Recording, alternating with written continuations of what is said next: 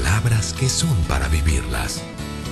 Mensajes que revelan una oportunidad de crear una nueva vida para ti y los demás. Conócela, vívela. Palabra viva, una iglesia para vivir. Vamos a empezar esta serie. Tenemos 3 mensajes de esta serie que se llama Cada uno ganando a uno. El plan Timoteo. Abra la Biblia en 2 Timoteo capítulo 2, versículo 2, por favor.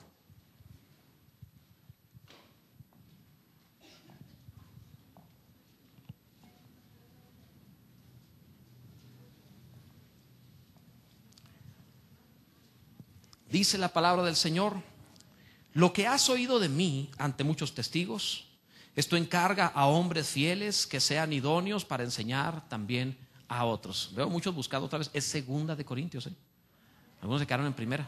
De Timoteo, perdón, 2 de Timoteo, gracias. Con razón no lo hallaban. 2 de Timoteo 2:2 dice: lo que has oído de mí ante muchos testigos, esto encarga a hombres fieles que sean idóneos para enseñar también a otros. Fíjate cómo el apóstol Pablo tenía esta vocación, llamado, y también esta necesidad de él transmitir lo recibido a otro y que ese otro lo transmitiera a alguien más. ¿Qué piensa una persona? Me refiero a una persona promedio que asiste a una iglesia. ¿Qué piensa acerca de asistir a la iglesia? Por lo general la gente, cuando piensa en esto, una persona promedio sin esa pasión que caracteriza al pueblo cristiano en su totalidad, en la pasión de amar al Señor, una persona promedio en el sentido religioso piensa que se trata de una obligación de fin de semana que cumplir. O sea, ya voy, ya cumplí, ya terminé, estoy bien con Dios, he hecho lo que me correspondía, y lo ven solamente en ocasiones como una especie de compromiso religioso únicamente.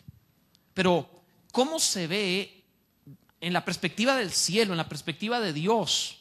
¿Cómo se ve el ser iglesia, el congregarse como iglesia?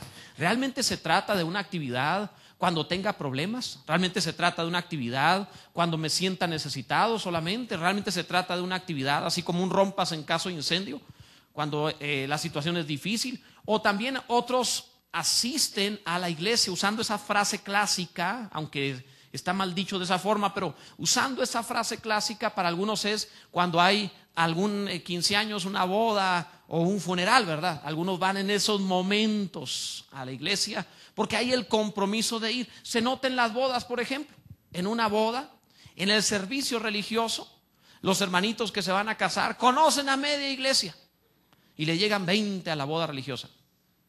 Pero eso sí, a la fiesta le llegaron todos los conocidos y hasta el primo, el vecino, el tío, el familiar del invitado, ni siquiera de ellos. Y ahí sí llega todo el mundo. Es interesante que el ser humano a veces considera como cumplir nada más y no como un placer el congregarse. Y debemos cambiar esta perspectiva por completo, porque cuando tenemos esa perspectiva no hemos entendido realmente lo que significa el cristianismo.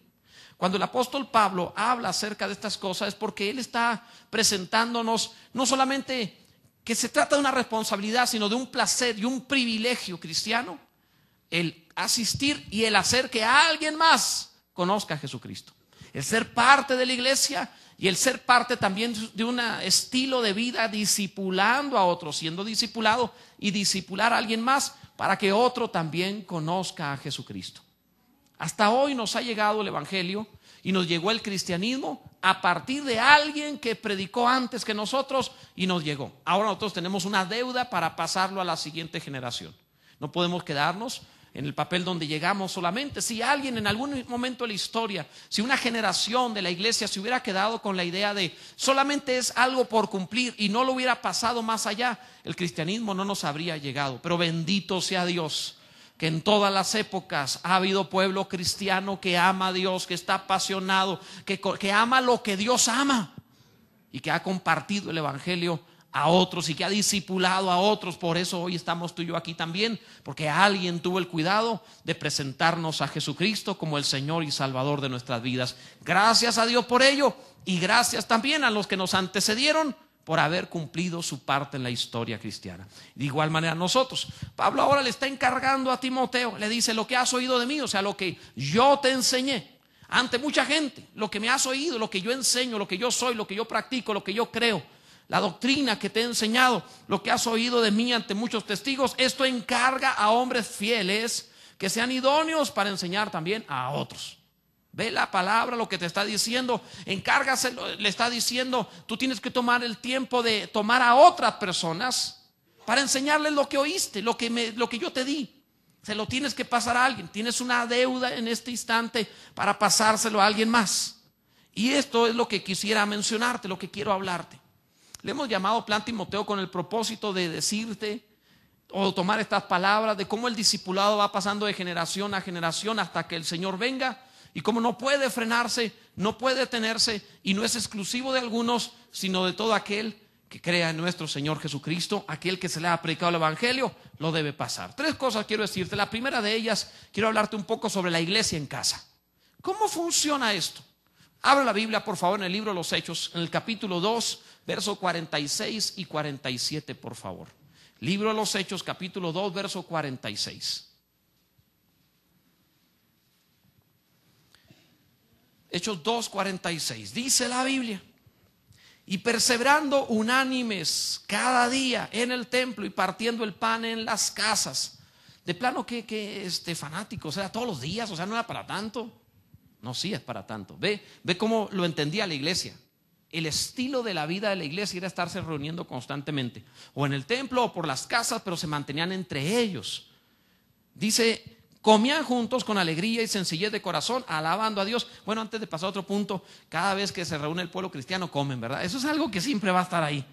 Comían juntos con alegría y sencillez de corazón, alabando a Dios y teniendo favor con todo el pueblo. Y el Señor añadía cada día a la iglesia los que habían de ser salvos. Pásate un poco más adelante al capítulo 5, el verso 42. Antes de hablarte de estos puntos, quiero ver la base bíblica. El capítulo 5, el verso 42 dice: y todos los días, otra vez vuelve a mencionar todos los días, en el templo y por las casas no cesaban de enseñar y predicar a Jesucristo. ¿Te das cuenta cuál era el modelo bíblico de la iglesia? En el templo y por las casas. Ese es el modelo bíblico con el cual la iglesia cristiana vivía, se comportaba. Así eran ellos. Por eso ganaron el mundo. No tenían grandes eventos ni medios de comunicación, pero ganaron el mundo porque era su estilo de vida. La iglesia, según el modelo bíblico, tenía 2 cosas. Una, reuniones masivas, en lo que tenían en su momento, que fue el templo. Reuniones masivas y reuniones en casas. 2 cosas que tenemos que tener siempre como iglesia. Necesitamos reuniones masivas como esta, en la cual tenemos reuniones de celebración y de dirección. ¿En qué sentido? No es suficiente lo que pueda recibir de discipulado desde el púlpito, porque esto es de cuando en cuando, es una celebración masiva. Pero no se te puede dar todo lo que hace falta, todo el consejo de Dios, porque si no, en toda la vida apenas lo vas a recibir, pero necesitamos crecer más rápido. Por eso la iglesia se reunía en el templo y por las casas. Entonces necesitamos reuniones masivas como esta, gracias a Dios por ella, la que tenemos mañana en Cosmos. Este tipo de reuniones masivas que son de celebración, son muy alegres, son festivas, son de darle gloria y loor al Señor. Hay mucha alabanza, hay una actitud de engrandecer a nuestro Dios, que esto es maravilloso, debemos tenerlo siempre. Son reuniones de celebración y también de dirección. ¿En qué sentido? Bueno, como pastor, lo que uno hace como pastor es poner dirección, decirle a la iglesia: el rumbo es hacia acá, para que cada uno en lo particular que está viviendo en los grupos pequeños, de todas maneras tienen cierta dirección hacia un rumbo, saben hacia dónde van. Pero hay una reunión masiva de celebración y de dirección. Gracias a Dios por este tipo de reuniones. Hay países donde la iglesia no se puede reunir. Hay lugares donde la iglesia tiene prohibido congregarse. Cuando llegan a cierto tamaño se tienen que separar. Por ejemplo, en Cuba, me acuerdo que una congregación en la que prediqué ahí era muy pequeña, había, no sé, 40 personas, una cosa así. Y yo les pregunté qué hacen cuando crecen más de 40. Tienen que separarse. Entonces tienen que dividirse en más grupitos. No pueden estar demasiado juntos en el mismo lugar. No se les permite, está prohibido. Pero bendito sea Dios, tú y yo tenemos la oportunidad de celebraciones masivas de miles de personas. Y eso es bueno, gloria a Dios. Te encuentras toda clase de hermanos en esas celebraciones de chile dulce y de manteca, y es glorioso, bendito sea Dios. Es una bendición. Podemos tener música y expresarnos, y bueno, los que saben danzan. Alguien me dijo una vez: pastor, usted como pastor debería danzar. Le dije: hermano, yo debería, pero no sé danzar. O sea, yo también debería tocar el piano, pero no lo sé tocar. También debería tocar otras cosas, pero no lo sé hacer. Debería hablar otros idiomas, pero no lo sé hacer. O sea, no danzo por falta de ganas, sino porque no sé. Si quiere brinco, pero eso no es danza. O sea, eso es diferente, me estoy dando a entender en esto. O sea,